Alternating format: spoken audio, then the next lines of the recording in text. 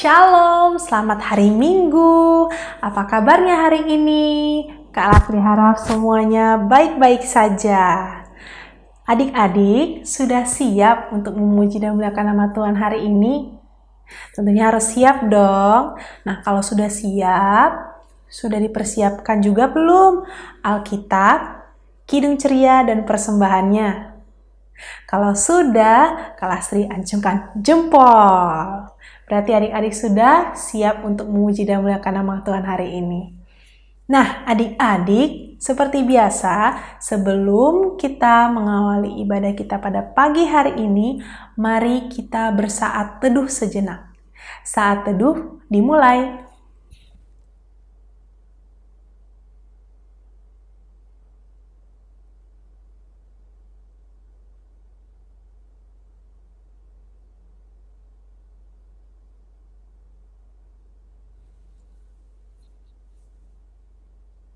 Saat teduh selesai. Baik adik-adik, mari kita mengawali ibadah kita pada pagi hari ini dengan bernyanyi dari Kidung Ceria nomor 349.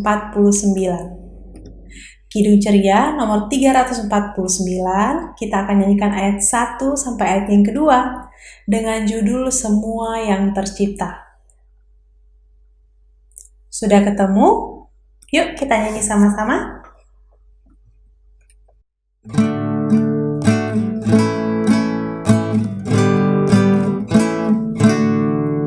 Semua yang tercipta, hai alam semesta, agungkan nama Tuhan dan puji kasih-Nya. Matahari, bulan, bintang, burung-burung, ikan-ikan, seluruh marga satwa di gunung dan lembah. Semua manusia, hai ikutlah serta memuji kasih Tuhan yang agung mulia. Dalam Yesus Putranya kita selamat selamanya. Segala sesuatu dibaharuinya. Baik adik-adik, tadi kita sudah memuji dan memuliakan nama Tuhan bersama-sama. Sekarang kita akan mendengarkan firman Tuhan. Kita akan masuk ke dalam pelayanan firman. Tapi sebelumnya kita bersatu dalam doa terlebih dahulu memohon bimbingan Roh Kudus. Mari kita bersatu dalam doa. Bapa, terima kasih atas kasih karunia-Mu terhadap setiap kami. Tuhan masih memelihara kami hingga saat ini. Tuhan masih memberikan nafas kehidupan bagi kami. Bapa, saat ini kami berada di rumah kami masing-masing. Kami melaksanakan ibadah impa pada pagi hari ini. Dan sebentar lagi juga kami akan mendengarkan firman-Mu. Tuhan, kiranya urapi kami, berkati kami, agar kami dapat menjadi pelaku firman-Mu. Tuhan, jauhkanlah dari suara-suara yang dapat mengganggu kami dalam mendengarkan firman. Kiranya kami dapat fokus mendengarkan firman-Mu. Berkati juga kakak Layan yang akan membawa cerita pada pagi hari ini. Kiranya kakak Layan, Tuhan urapi juga agar dapat menyampaikan firman Tuhan dengan baik pada kami. Sehingga kami dapat menjadi anak dengar-dengaran dan dapat menjadi pelaku-pelaku firman. Bapa, kiranya Bapa juga sertai ibadah ini dari awal, pertengahan, hingga akhirnya. Terima kasih Tuhan Yesus, inilah doa kami. Haleluya. Amin.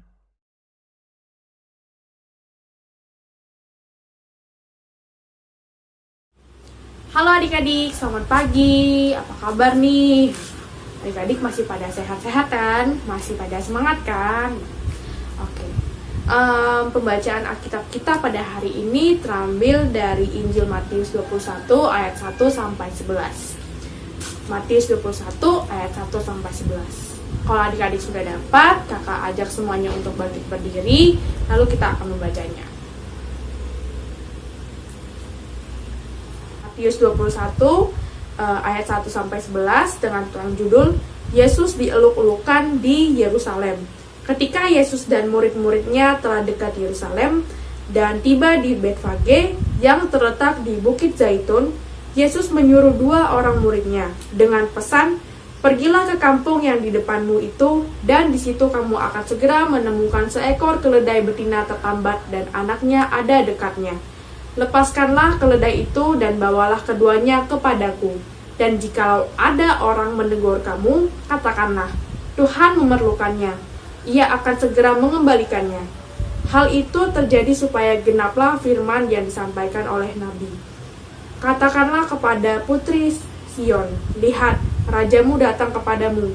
Ia lemah lembut dan mengendarai seekor keledai beban yang mudah." Maka pergilah murid-murid itu dan berbuat seperti yang ditugaskan Yesus kepada mereka. Mereka membawa keledai betina itu bersama anaknya, lalu mengalasinya dengan pakaian mereka dan Yesus pun naik ke atasnya. Orang banyak yang sangat besar jumlahnya menghamparkan pakaiannya di jalan. Ada pula yang memotong ranting-ranting dari pohon-pohon dan menyebarkannya di jalan-jalan. Dan orang banyak yang berjalan di depan Yesus dan yang mengikutinya dari belakang berseru, katanya, "Hosana bagi anak Daud, diberkatilah dia yang datang dalam nama Tuhan. Hosana di tempat yang maha tinggi." Dan ketika ia masuk ke Yerusalem, gemparlah seluruh kota itu, dan orang berkata, "Siapakah orang ini?" Dan orang banyak itu menyahut, "Inilah Nabi Yesus dari Nazaret di Galilea." Demikianlah firman Tuhan. Haleluya. Haleluya, haleluya, haleluya. Tadi kita sudah membaca bacaan kita pada hari ini yang terlampir dari Matius 21. Nah, adik-adik tahu nggak sih arti kata damai? Masih adik-adik udah tahu kan? Kan adik-adik udah kelas tanggung nih, masa nggak tahu sih arti kata damai apa? Walaupun nggak bisa jelasin kata-kata, pasti adik-adik paham kan arti kata damai itu apa sih. Nah, jadi kenapa kakak tanya tentang arti kata damai? Karena pada hari ini tema kita adalah aku mau menyambut Yesus dan mengusahakan damai. Dengan mengusahakan damai. Nah, jadi tadi kita udah baca kalau Tuhan Yesus itu hendak pergi ke Yerusalem. Adik-adik, Matius 21 ini itu merupakan peristiwa yang terjadi pada masa Paskah. Sehingga banyak sekali orang yang datang berziarah ke berbagai daerah. Di perikop ini kita akan memahami lebih dalam mengenai 3 bagian yang utuh yang disampaikan secara jelas bahwa peristiwa Yesus dieluk-elukan yang kita baca tadi itu merupakan bagian yang harus terlaksana agar karya keselamatan Allah bagi manusia tergenapi. Jadi di bagian pertama, kita masuk ke bagian pertama. Saat kedatangan Yesus. Di awal cerita tadi kita udah tahu kalau ternyata Tuhan Yesus singgah ke kota Betfage. Lalu dia menyuruh 2 orang muridnya untuk pergi ke kampung yang ada di depan kota Betfage. Lalu Tuhan Yesus ngapain? Kenapa mereka disuruh ke kota Betfage untuk apa? Nah, ternyata Tuhan Yesus menyuruh mereka untuk mengambil keledai betina yang tertambat dan di situ ada anaknya juga. Nah, jadi dua-duanya itu 2 keledai itu keledai betinanya dan anaknya itu disuruh Tuhan Yesus bawa gitu kan, diambil. Nah, gitu. Nah, saat Yesus menyuruh mereka itu secara tidak langsung adik-adik, Tuhan Yesus tuh sedang menunjukkan kealahannya. Ngerti nggak maksudnya gimana? Maksud kakak tuh gini, adik-adik kepikiran nggak bagaimana Tuhan Yesus bisa tahu kalau di kampung itu, di kampung yang ada di depan kota Betfage itu ada seekor keledai di situ? Kok Tuhan Yesus tahu gitu? Dia tahu di situ ada seekor keledai. Dia tahu keledai itu betina. Dia tahu keledai itu tertambat. Tertambat itu artinya dia terikat ya, diikat gitu. Nah, dia juga tahu kalau di situ ada anaknya.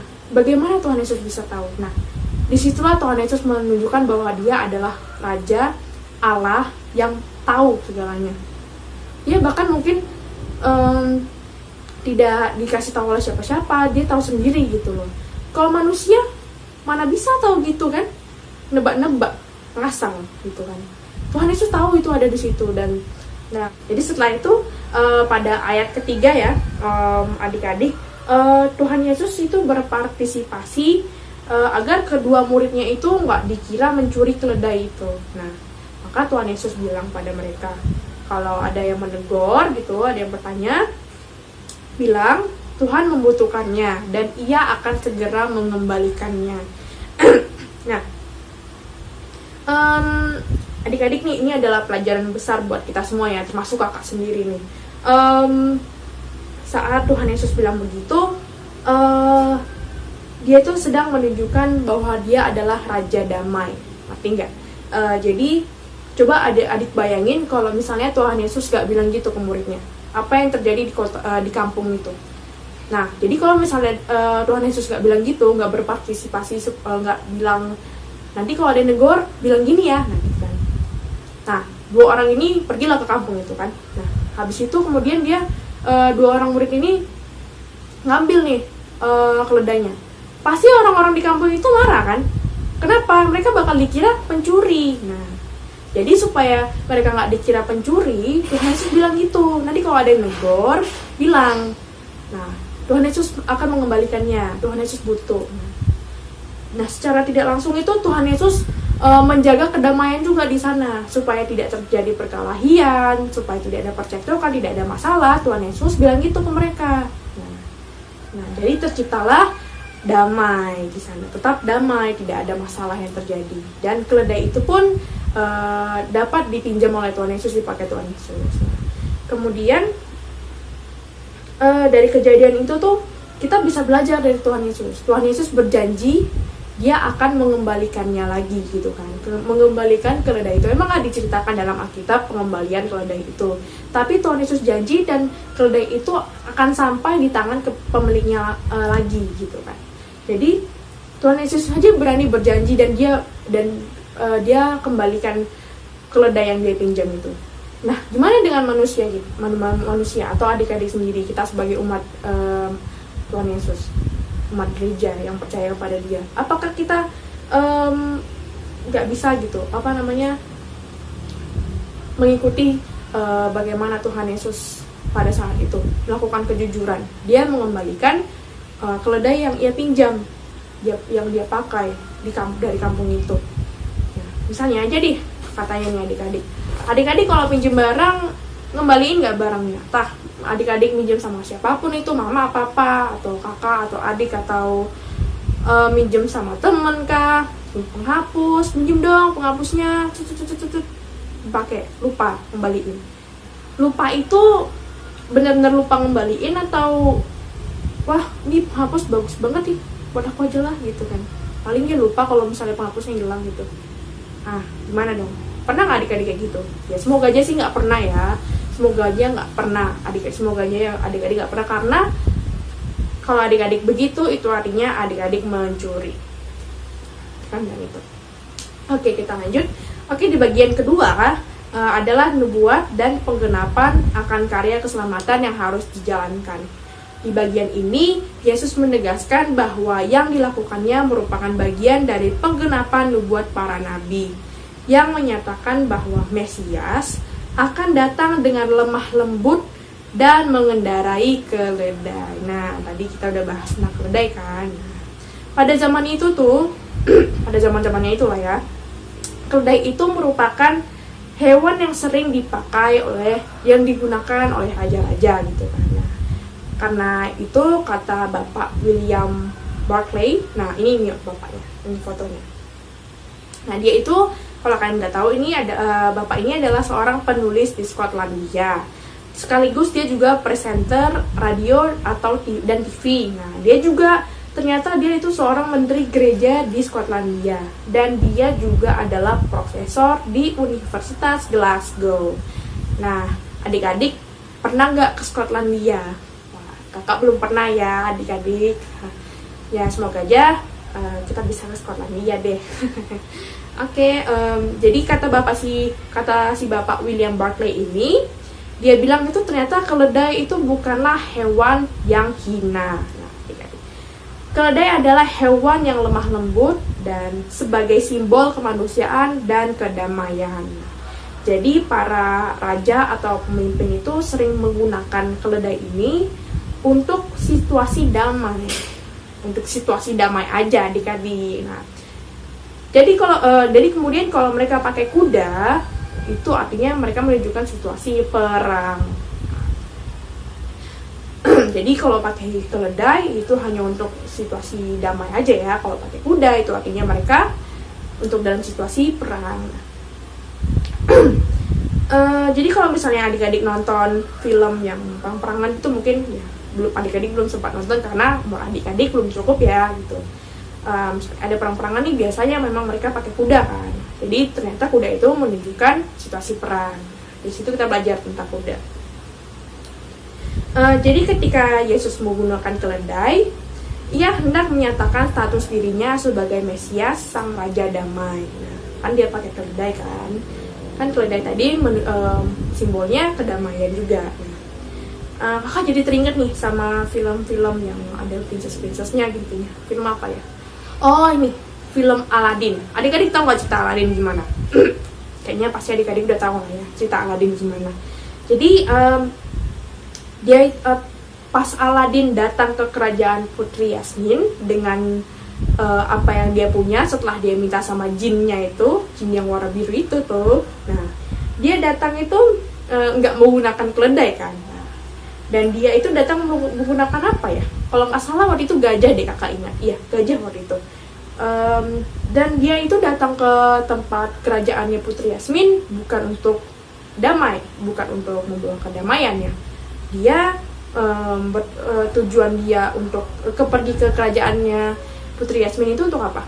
Untuk melamar Putri Yasmin, untuk mengambil hati Putri Yasmin. Nah, jadi berbeda banget kan dengan Tuhan Yesus yang datang itu bukan untuk hal yang seperti itu gitu. Nah, jadi lalu kemudian yang pas dia datang itu banyak sekali kayak tarian-tarian yang ditunjukkan dia, hal-hal yang dia punya gitu kayak emasnya, berliannya, burung-burung meraknya, peliharaannya. Pasti adik-adik udah nonton dan itu lah ya.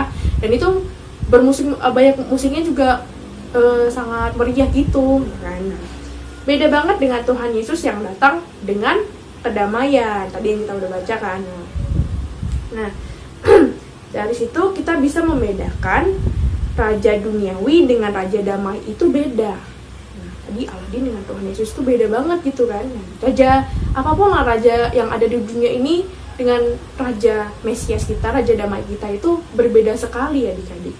Datang dengan penuh kesederhanaan, hanya dengan keledai. Sementara raja-raja duniawi harus mewah gitu kan, harus megah, dan tujuannya itu bukan untuk damai, beda, hanya untuk menguntungkan diri mereka sendiri. Nah, sekarang kita bisa membedakan ya raja duniawi dengan raja damai Mesias kita itu seperti apa. Oke, lalu bagian ketiga yaitu peristiwa Yesus memasuki Yerusalem dan sambutan orang banyak. Nah, sebagai penghormatan kepada Tuhan Yesus, karena para murid tidak mau Yesus langsung duduk di atas keledai tanpa alas, karena saat mereka mengambil itu kudanya itu tanpa alas, itu tanpa pelana, itu alas duduknya itu loh, tahu kan? Nah, hal yang dilakukan para murid itu membuat banyak orang ikut menghamparkan pakaian mereka sebagai respon untuk menyambut kedatangan Yesus. Jadi baju-baju para murid itu ditaruh di atas punggungnya keledai itu supaya Tuhan Yesus bisa duduk di situ gitu kan. Lagian kalau misalnya kita pikir nih ya, kita pun kalau duduk di atas gitu langsung kan sakit ya duduknya kan, soalnya keras banget bahunya mereka. Jadi itulah fungsinya pelana atau tempat duduk yang dikhususkan itu. Nah, jadi ternyata murid-murid Tuhan Yesus itu melakukan itu supaya untuk menghormati Tuhan Yesus gitu kan. Kan nggak mungkin kan kita biarin Tuhan itu duduk di atas punggung keledai yang keras gitu kan. Nah, jadi ditaruh di situ untuk mengalasinya. Nah, jadi hal yang dilakukan para murid itu membuat orang banyak ikut menghamparkan pakaian mereka sebagai respon untuk menyambut kedatangan Yesus. Nah, Mereka menunjukkan rasa hormat untuk Yesus dengan harapan Yesus adalah Raja yang akan membebaskan Yerusalem dan bahkan memerintah di Israel. Mereka juga menghampalkan ranting-ranting pohon yang biasa dilakukan pada hari Raya Pondok dan sebagai lambang kemenangan dan sukacita. Mereka menyambut Yesus dengan berkata, Hosana bagi anak Daud. Diberkatilah dia datang dalam nama Tuhan, Hosana di tempat yang maha tinggi. Kata Hosana itu berasal dari bahasa Ibrani, Hosiana, adik-adik, yang artinya save now. Kalau bahasa Inggrisnya save now, kalau dalam Indonesianya artinya selamat karena sekarang. Nah, selamat sekarang atau selamat karena sekarang. Nah, permohonan yang dinaikkan dengan sukacita untuk menyatakan bahwa tidak ada yang dapat menolong selain Tuhan. Nah, itu ya. Oke, nah adik-adik, bagian yang ketiga tadi kita bisa mengerti ternyata dengan Tuhan yang datang untuk membawa kedamaian akan disambut juga dengan kedamaian. Dia juga diuluk-ulukan pas kita baca tadi kan, ceritanya dia diulukkan oleh orang yang menyambut dia gitu. Dengan penuh pengharapan dan sukacita mereka menyambut Yesus gitu kan. Nah adik-adik, sama dengan siapapun yang mau membawa kedamaian pasti akan disambut baik oleh orang-orang di sekitarnya. Nah, karena kita semua ini adalah anak-anak Tuhan Yesus, maka dari itu kita pun harus menyambut Tuhan Yesus dengan penuh kedamaian adik-adik. Kita juga harus bisa mengusahakan kedamaian itu sendiri. Nah, bagaimana kita bisa menyambut Yesus kalau misalnya kita belum bisa mengusahakan damai gitu kan? Kita sendiri itu belum damai dengan diri kita. Misalnya kita sendiri itu belum damai dengan diri kita, belum bisa mengusahakan damai dari diri kita sendiri gitu. Nah, adik-adik, semua orang percaya dipanggil untuk senantiasa menyambut kedatangan Yesus dengan baik dan setia. Nah, karya keselamatan Yesus harus senantiasa kita respon dengan baik, dengan setia dan konsisten. Nah, itu bisa lewat tindakan hidup yang nyata dan menjadi teladan Kristus di dunia. Nah, jadi kita harus jadi teladan dunia juga, harus bisa. Nah, untuk menyambut Tuhan Yesus, kita menyambut kedatangan Yesus dengan setia, dengan penuh konsisten. Jangan cuma nyambut pas saat ada butuh saja gitu. Misalnya adik-adik lagi sakit nih, hanya karena sakit kita berdoa, hanya karena sakit kita jadi berbuat baik gitu kan menyambut, mengusahakan damai gitu. Hanya karena kita lagi sedih-sedih, lagi di bawah gitu kan, lagi terpuruk gitu, kita mengusahakan damai gitu. Nanti pas senang-senang kita lupa untuk mengusahakan damai, lupa untuk berbuat baik, lupa untuk menyambut Tuhan Yesus gitu kan. Mungkin kalau pas senang-senang lagi nggak apa-apa gitu kan, lagi happy, lagi punya segalanya, bukan cuman lupa mengusahakan damai, mungkin kadang-kadang kita ini lupa sama Tuhan Yesus gitu, lupa bersyukur, lupa semuanya gitu kan. Yang penting senang aja lah kita dulu kan. Jangan sampai lupa adik-adik, kita ini sebagai anak Tuhan Yesus nggak boleh begitu, harus ingat terus dengan Tuhan Yesus, harus mau menjadi anak yang teladan dunia, harus mau mengusahakan damai. Lalu atau misalnya pas mau ujian gitu kan, aduh aku belum belajar nih, besok gimana dong? Berdoa aja sama Tuhan Yesus, pasti Tuhan Yesus mau gitu kan menolongku gitu.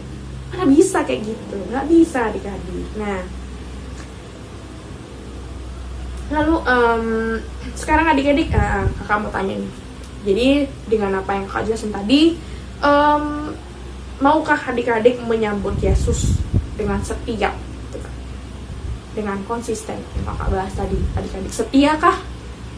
Apakah adik-adik hanya mau menyambut Yesus saat adik-adik susahan gitu, atau pas senang aja gitu?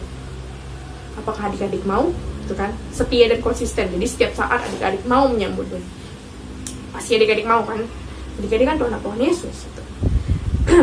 Tapi dan adik-adik mau nggak mengusahakan damai itu sendiri? Yang kakak bilang tadi, mengusahakan kedamaian, damai untuk menyambut Yesus, demi menyambut Yesus nih, gitu kan? Kalau adik-adik mau, dan pasti mau lah ya. Gimana nih cara adik-adik untuk mengusahakan damai itu?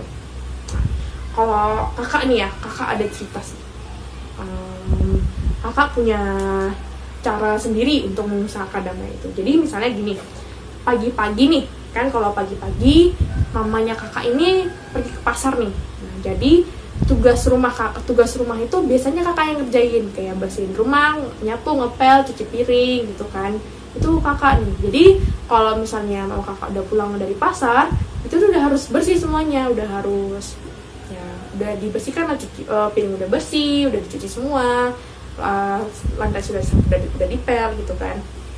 Jadi dari kalau kan kakak ngantuk nih ya, masih ngantuk gitu kan, masih pengen tidur dulu gitu kan, nanti aja gitu kan, yang penting aku kerjain nanti gitu kan. Nah, tapi kakak mikir, nanti kalau misalnya kakak nggak ngerjain itu, pasti pas mama kakak pulang dari pasar, dia pasti marah-marah, dia pasti ribut gitu kan, kacau jadinya, ada keributan, percekcokan gitu kan, dan itu tidak menimbulkan kedamaian.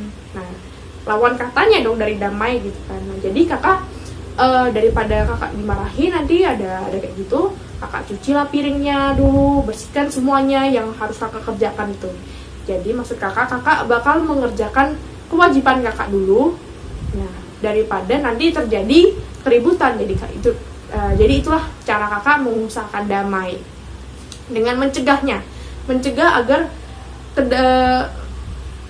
tidak terjadi hal yang tidak diinginkan. Jadi damai itu akan terus berjalan gitu, tidak akan terus ada damai di situ. Mama kakak kan kalau pulang dari pasar, kalau ngeliat piringnya udah dicuci semua, dan lantainya udah dipel semua, udah disapu kan, seneng kan gitu kan, wah rumahnya sudah bersih nih, jadi anakku udah mengerjakan kewajibannya dengan baik. Nah, begitulah maksud kakak. Dan ada lagi ceritanya nih, kakak punya 2 cerita dong. Nah, jadi saat itu waktu masih SMA deh, kakak punya teman gitu. Jadi kami berantem ya ceritanya.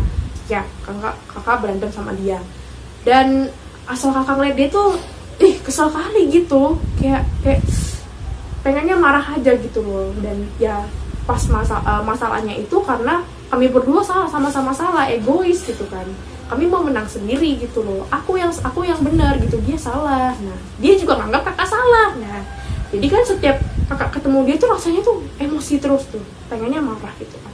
Nah, jadi kakak mikir nih, kalau misalnya kayak gini terus, nanti lama-lama yang ada ini masalah akan semakin besar. Nah, bisa aja gini ya. Ada teman lain nih, bukan dia lah ceritanya ya. Teman lain, kakak ceritain masalah kakak ke dia. Terus dia nganggap kalau kakak benar. Nah, akhirnya teman kakak yang satu ini juga memusuhi si dia itu. Nah, nanti yang lain juga mungkin ada juga yang dari temennya dia memusuhi kakak juga. Jadi kan kayak ada antara grup gitu berbenturan gitu kan, jadi saling memusuhi kita jadinya. Jadi kayak antara geng gitu, kayak musuh-musuhan gitu jadinya. Nah, jadi kakak mikir jangan sampai deh kayak gini, nanti masalahnya akan semakin besar tuh. Nah, jadi dari situ akhirnya kakak berpikiran untuk lebih baik aku minta maaf duluan deh. Jadi akhirnya kakak minta maaf tuh sama dia. Dan kakak pikir sih kakak nggak dimaafin, ternyata dia maafin juga gitu. Dan dia juga minta maaf akan kesalahan dia sih. Nah, kakak seneng sih pas saat itu kakak bisa kembali bersahabat sama dia gitu. Dan sampai sekarang kakak masih sahabatan sama dia. Nah, kalau adik-adik gimana nih? Adik-adik punya cerita nggak gitu? Kalau mungkin nggak punya sih, mungkin nggak ada gitu ya, nggak apa-apa, nggak kakak paksa harus punya cerita kayak gitu kok. Nah, jadi tapi gimana dong adik-adik caranya mengusahakan damai, menciptakan damainya gimana? Menciptakan damai di sekitar kita gitu kan, di keluarga, di saat di mana saja lah gitu kan, sama keluarga, sama teman-teman, sama siapa aja, sama guru kah, itu kan. Nah, Kak tugaskan adik-adik kelas tanggung untuk menuliskan bagaimana cara adik-adik mengusahakan damai. Nah, gitu kan. Ya, apa yang akan adik-adik lakukan ke depannya gitu kan. Kalau sudah diisi, adik-adik foto, terus kirimkan ke kakak layan gitu. Boleh juga ke grup sektor minta sama papa dan mamanya. Formatnya begini ya. Nah, nanti adik-adik kirim ya. Jadi seperti itulah cerita firman Tuhan kita pada hari ini. Demikianlah firman Tuhan. Amin.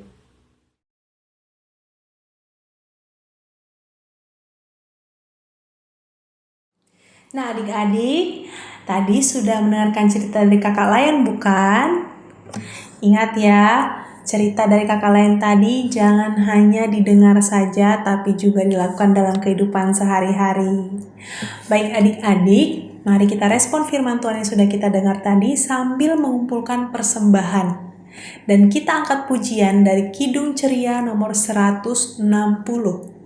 Kidung Ceria nomor 160, kita akan nyanyikan ayat 1 sampai ayat yang kedua dengan judul Tiap Orang Yang Mendengar.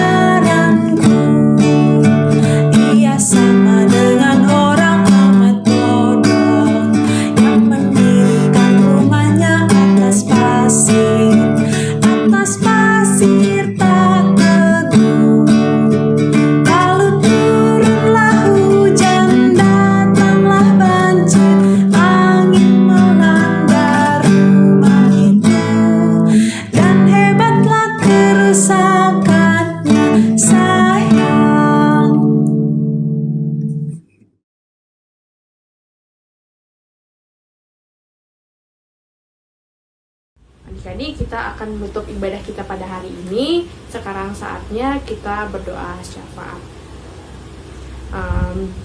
Mari kita bersatu dalam doa. Tuhan Yesus yang baik, kami mau mengucap syukur karena setiap hal yang telah Engkau berikan pada kami, Engkau anugerahkan, Engkau berkati untuk kami ya Tuhan. Engkau begitu baik ya Tuhan.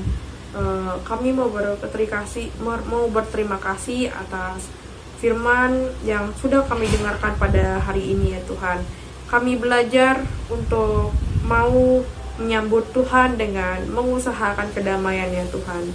Kami juga belajar untuk mau menyambut-Mu dan mengusahakan kedamaian dengan penuh kesetiaan dan konsisten ya Tuhan. Tidak hanya saat-saat tertentu saja ya Tuhan. Kami mau beribadah ya Tuhan, kiranya firman pada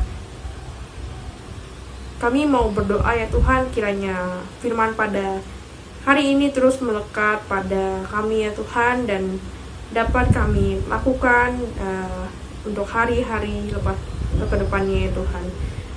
Kami bersyukur Tuhan karena tadi kami sudah boleh mendengarkan cerita firman Tuhan dari kakak Layan.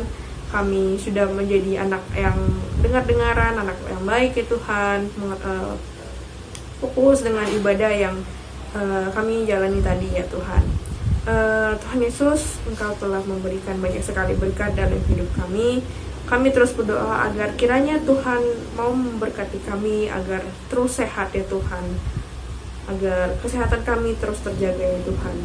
Mengingat bahwa COVID-19 masih mewabah ya Tuhan, masih ada ya Tuhan di sekitar kami ya Tuhan, tapi kami percaya Tuhan, hanya dalam pertolongan-Mu ya Tuhan kami akan terlindungi ya Tuhan, tubuh kami akan terus terjaga ya Tuhan dari virus tersebut ya Tuhan. Kami juga berdoa agar orang-orang di sekitar kami, terutama papa, mama, kakak, adik, keluarga kami ya Tuhan, keluarga di PA, jemaat di gereja, agar terus terlindungi ya Tuhan dari virus-virus ini dan juga penyakit-penyakit lainnya ya Tuhan, agar kami terus sehat ya Tuhan.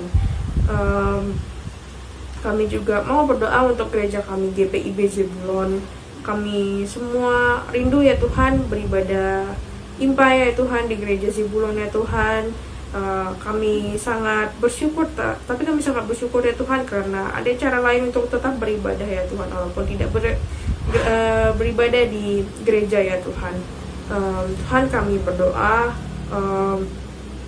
kiranya Tuhan berkati majelis, kakak layan, seluruh pengurus gereja agar dapat menjalani proses pelayanan mereka dengan baik ya Tuhan.